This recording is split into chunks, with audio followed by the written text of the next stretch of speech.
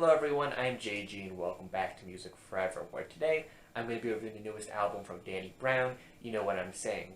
This is an album that I've been anticipating quite a bit, considering that Danny Brown's last full-length release, Atrocity Exhibition back in 2016, was one of my favorite albums of that year, and just generally speaking, my favorite record so far that Danny Brown had dropped.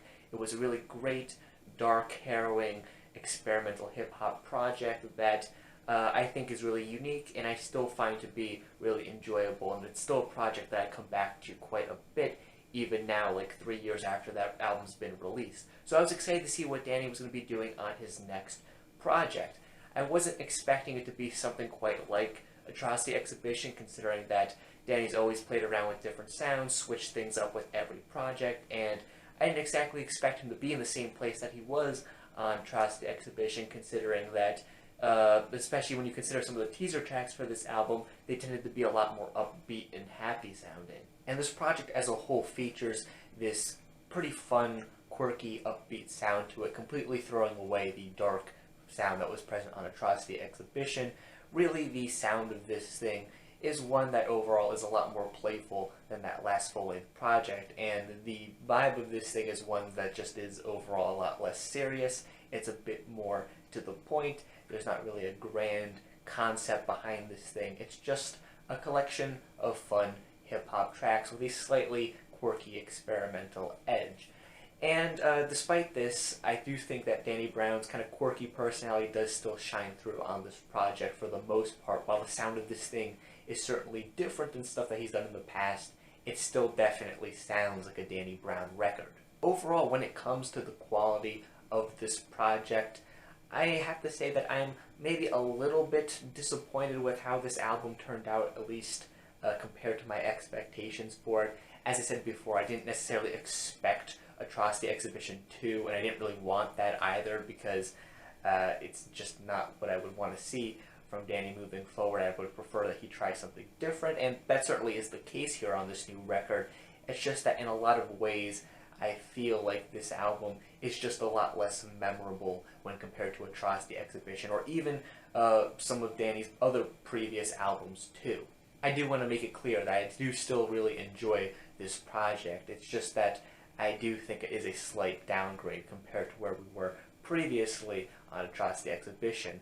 When it comes to things I like on this record, the production is definitely the aspect of this album that I find myself enjoying the most. The production across this project is really fantastic, honestly. Some of the best production I've heard on a hip-hop album this year, I might even go as far as to say. Danny really pulls together a lot of great producers here on this project. The entirety of this album is executively produced by Q-Tip, who also does some of the production for some of the songs on here as well. Aside from him, you also have Paul White, who Danny Brown has collaborated with in the past, doing some production here. JPEG Mafia produces a track here on this thing. You also have Flying Lotus and Thundercat doing a track here for production. It's a really interesting blend of producers that you get here on this album, and I think they all bring together some really fantastic beats. The beats on this thing tend to have this very upbeat, quirky sound to them. Oftentimes they also have a bit of an older hip-hop sound, kind of throwback, almost like a boom-bap type sound, but it's almost recontextualized and modernized in a sense, while also having this slightly experimental and quirky edge added to it at the same time. And this mixture is one that I think suits Danny really nicely, considering that he also has a really quirky personality and delivery throughout this project. The production and his delivery here just sync up really nicely. And I like the fact that while there are a lot of producers here on this thing, they all come together to make this really cohesive package from a production standpoint. For example, the JPEG Mafia produced track 3 Tiers, that also features Run the Jewels on it, is a track that initially I was expecting to maybe, from a production standpoint, mirror some of the production that we saw on the album JPEG Mafia dropped a few weeks back. However, that's not quite the case. He's able to put together this beat here that has this kind of vintage boom bap sound that, like I said before, is recontextualized and given this kind of quirky edge to it. In this case, particularly this kind of quirky JPEG Mafia-esque edge to it that I think is really great. It's a production or it's a bit of production that definitely sounds JPEG Mafia-like in nature. However, it's not something that I think would fit in really nicely with the production on his last album, or really a good majority of the material that he's dropped in the past. It's just a really interesting beat that fits in really nicely in the context of this record, which, considering that this is the record that this song is on, is a pretty good thing. So yeah, the production on this thing is pretty great. Another aspect of this album that tends to be really good, if not usually great, is the features on this thing too. Danny really pulls together a solid collection of artists that complement his sound nicely. For example, you have Run the Jewels on the track 3 Tears, where both Killer Mike and LP provide some really solid verses to this track. I wouldn't say that these are, the best verses I've heard from these guys, or even, up there among their best verses or anything, but they're solid enough to get the job done. While I wasn't familiar with this artist's work prior to this album, I really appreciated both instances where Obong JR popped up on this thing to provide some really solid vocal deliveries. I also appreciated the Blood Orange feature on the track Shine. I think it's probably the highlight of that track, to be honest. And the JPEG Mafia feature on, the track it pops up on, not the JPEG Mafia produced track, but the one where he's actually providing some vocals, is one where I like the vocals that he provides in the hook of this track. They sound really strange and quirky in a way that I think really works. I'm just kind of disappointed in the fact that he doesn't provide a full verse here on this track, because the prospect of seeing JPEG Mafia and Danny Brown on a track together just seems like a really cool idea, because both are kind of quirky, over-the-top personalities in hip-hop right now. Seeing them spit together on a track would be great, but that's not quite the case here, unfortunately. He just provides the hook, which is still a great hook, I will say, but I'm still just a little disappointed. When it comes to Danny himself here on this project, this is the aspect of the album that I think might be the weakest, honestly, because overall I do still think that Danny's flows and deliveries on this thing are great. He's definitely still demonstrates that he's a pretty great rapper, and I still love his over-the-top cartoonish personality that shines on all of these songs. However, I just feel like his lyricism on this project just isn't particularly interesting.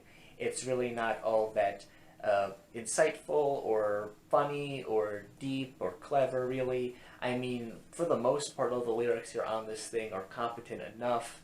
They get across the point that they're trying to get across usually, but they're just not super memorable in my opinion. Walking away from this album, there's just not really any lyrics that stand out to me as being super interesting or memorable or quotable or anything. They're all just fine for the most part. They get the job done. They allow Danny to have some really nice flows here on this thing and get across his really over-the-top cartoonish personality, but the lyrics themselves just aren't particularly exciting, at least for me personally. Some of the tracks on this thing, like the title track, or Shine, or even a cut like Belly of the Beast, for example, are songs that, while I think they're fine tracks in their own right, they oftentimes end up just feeling maybe a little bit empty because the lyrics just aren't really anything to write home about. Either that or the features on this track and the production end up being the best parts, whereas Danny's verses here on this thing and lyrics just end up being the least memorable aspects of these songs. Again, not bad songs or anything, they're all fine tracks in their own right, it's just they're not super memorable, at least compared to some of the best cuts on this album or some of the best cuts of Danny Brown's back catalog. So overall, while I like Danny's contributions to this project, I just kind of end up feeling like he ends up being the weakest part of his own album, as throughout this thing the production is fantastic and the features, for the most part, while sometimes occasionally a little disappointing, are still really good too.